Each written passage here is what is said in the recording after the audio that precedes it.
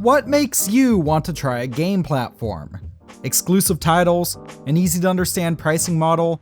What about a corporate presentation where the CEO of the company behind said platform just comes out and says, yeah, I don't even play video games? So, Google did that last thing.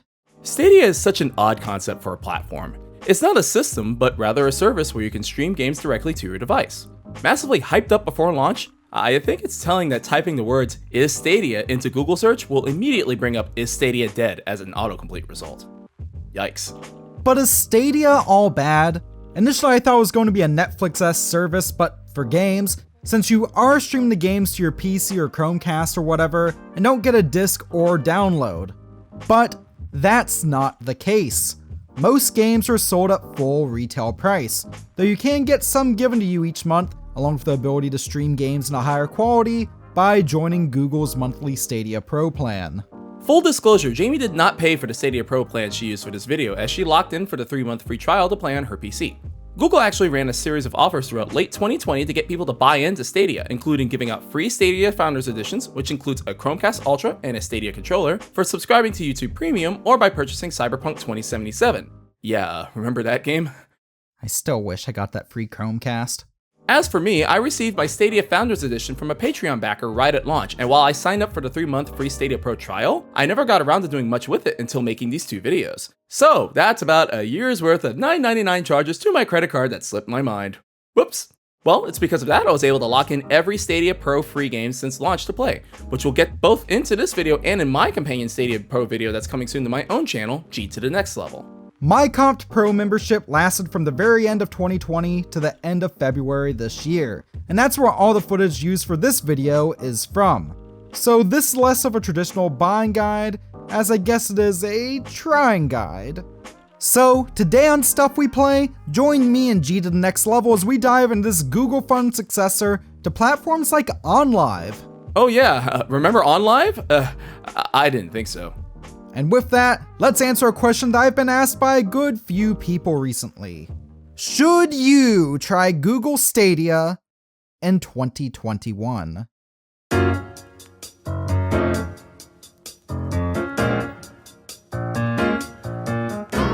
Known as Project Stream before evolving into Stadia, Google first released their budding game streaming service to select people via a closed beta in 2018, and initially unveiled it through showcases of Assassin's Creed Odyssey running on it. At the time, it was pretty impressive, being a current-gen AAA game running on a service from a company that had never created a gaming platform before. Over the next year, news about Stadia would begin to enter into the gaming world. Google would host Nintendo Direct-style online events called Stadia Connect, and initial details would seem pretty impressive too.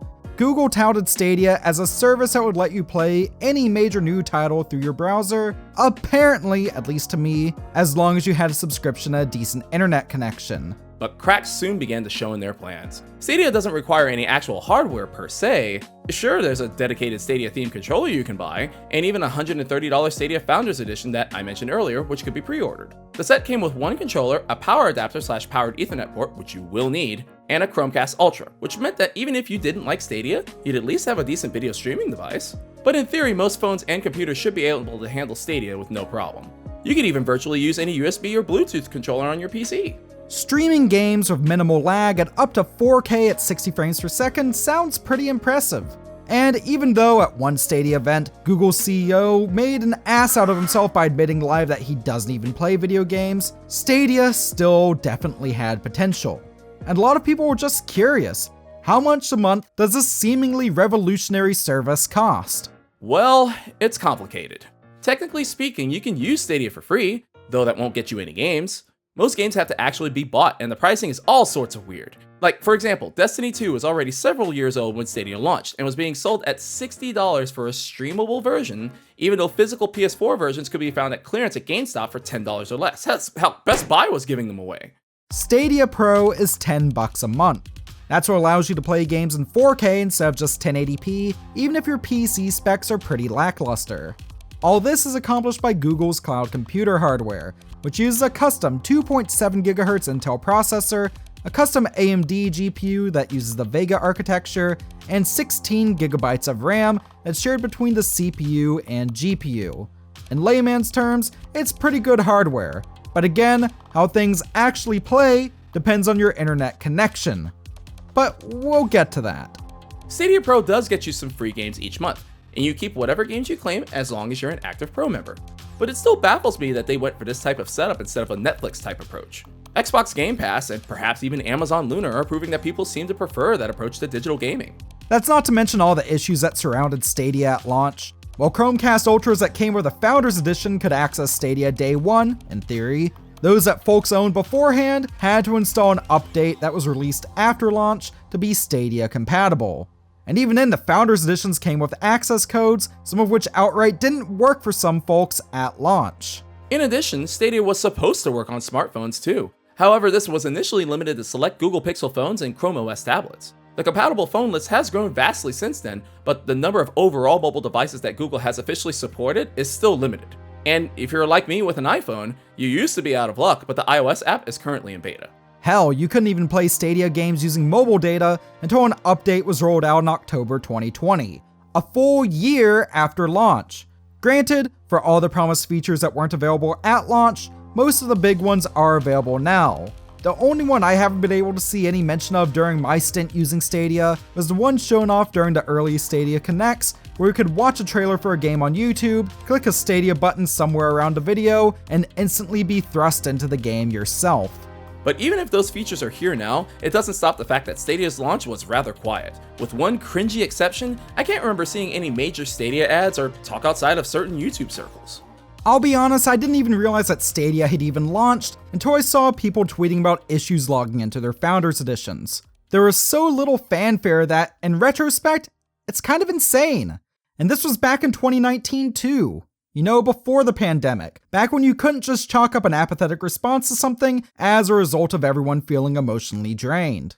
And I'm not sure if there's any major uptake either. Let's take a look at the popular rhythm game Thumper, for example. It's very popular on Steam and even on mobile. But according to an Ars Technica article from January 2021, over 2 months after launching as a Stadia launch title, only a little over 5,000 people had registered to store it on the Stadia leaderboards. Something that can be done by clearing the very first stage.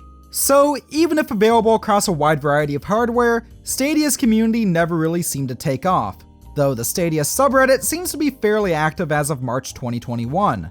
And it seems Google has forgotten about it mostly too, with them closing their Stadia-focused game studios and laying off around 150 devs back in February. Hell, they didn't even really do anything for Stadia's first anniversary last year. But hey, what's a platform without its games, right? So, I don't know, maybe the games will make up for Stadia's lack of support and small user base? Stadia launched with one exclusive title. Literally one. And don't get me wrong, we're going to be looking at a few different Stadia games today, but having literally one exclusive title at launch is a bit concerning. This exclusive game was Guilt, a spooky single-player puzzle adventure title that's actually pretty good. I just hope that someday it will make it to other platforms outside of Stadia. It's not a bad game at all. I love the aesthetic and all, but I just feel like there's better games of this genre out there. One Stadia exclusive game that I was super excited to try out though was Pac-Man Mega Tunnel Battle. Because, of course, to try to breathe life into Stadia, they needed some sort of battle royale, am I right?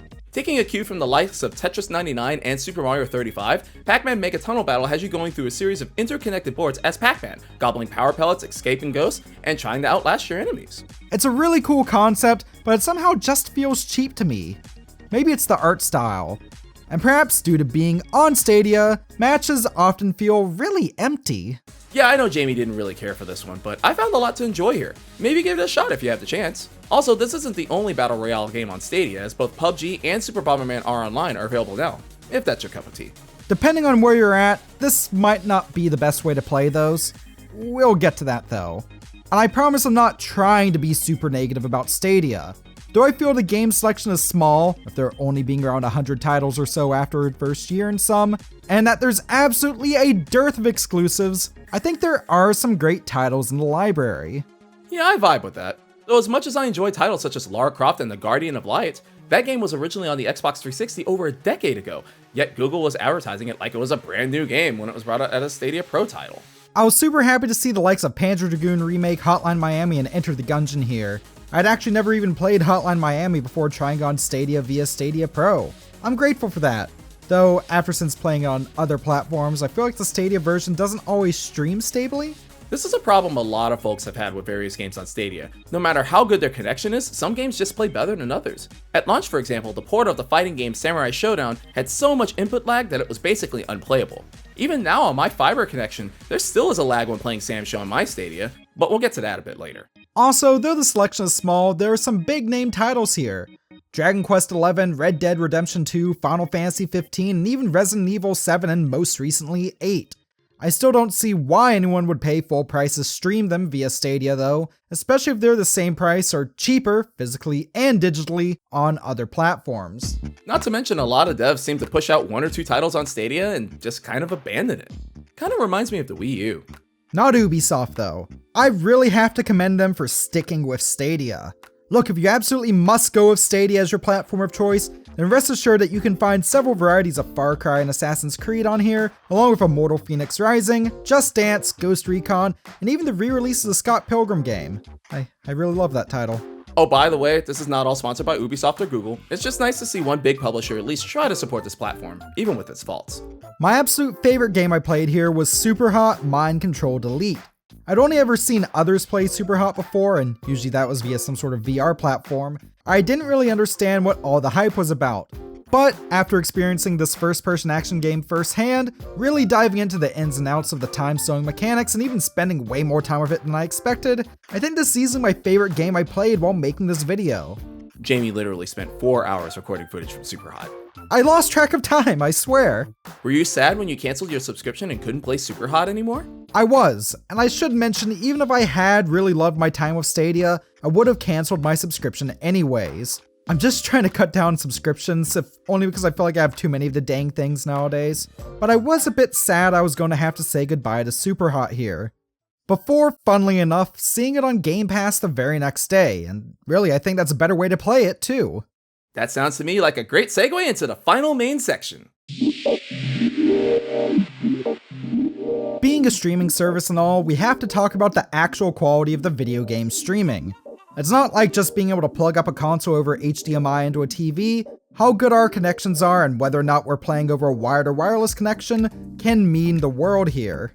As I stated in the Samurai Showdown example earlier, issues such as latency can vary from game to game, and we don't know the best way to test those things, so these tests will basically be on a combination of testing our connection speeds and judging how things look to our naked eyes. On my end, I was able to try out using Stadia across 3 different devices. The first of these was my MacBook Pro that I use for writing, which of course was hooked up wirelessly, but was used mere feet away from my router.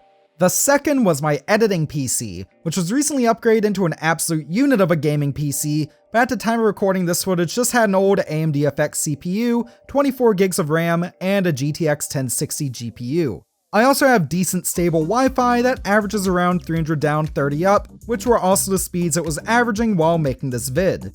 Partway through making this video though, my old PC started to have some motherboard issues, so now I'm rocking a Ryzen 7 2700X CPU, 32 gigabytes of RAM, and a nice long 100-foot long Ethernet cable that stretches all the way from my PC upstairs to the downstairs living room.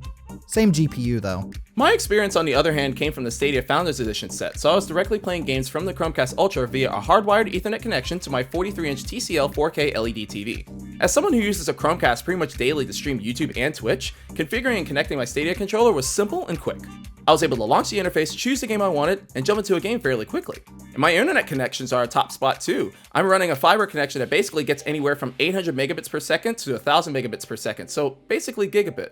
Up and down, which is excellent for a connection like this, yet it still really speaks volumes when, even with this connection, I still sometimes had problems. On some games, such as Enter the Gungeon and Superhot, things ran flawlessly. No problems there, even over wireless. I know some noticeable latency with Hotline Miami though, and look, I know the game is meant to be hard, but I could barely get into it here. Most games seem to run fine for me though, even Pac-Man Mega Tunnel Battle. The only real issue I had when playing games on Stadia before making this video would be within the lag from the aforementioned Samurai Showdown. But Power Rangers Battle for the Grid played fine, so that could be another problem altogether. The absolute worst performing of the games I tried though was the Panzer Dragoon remake. I kept getting this unstable connection message and the game rarely, if ever, seemed to run the stable 720p. Just look at how nasty and blurry it got at times. No input lag, thankfully, but just nasty looking video. And though this may just be the folks over at Google wanting to make Panzer Dragoon Remake look more akin to playing the original Panzer Dragoon on the Saturn, it's definitely a suboptimal way to experience this great remake. Oof, that's especially problematic, as Stadia theoretically should run games better than from a console on their multi-million-dollar servers from Google HQ. But we can see from our experiences that it's not always the case. I really didn't notice any major changes between running on a wired or wireless connection. I mean, of course I preferred playing on my desktop because, well, the screens are bigger and the mechanical keyboard goes click-clack, but that's not really a Stadia thing. Neither of us were able to try it on mobile though. Our phones just don't seem to be supported. If you have a perfect connection and things are always stable on the game's end, then sure, it works pretty well. But here's the issue of using Stadia Pro on desktop. You know what else I can access through my Windows 10 PC? PC Game Pass. And that outright lets me download games to my computer, meaning I don't have to worry about games having their video quality randomly drop or whatever.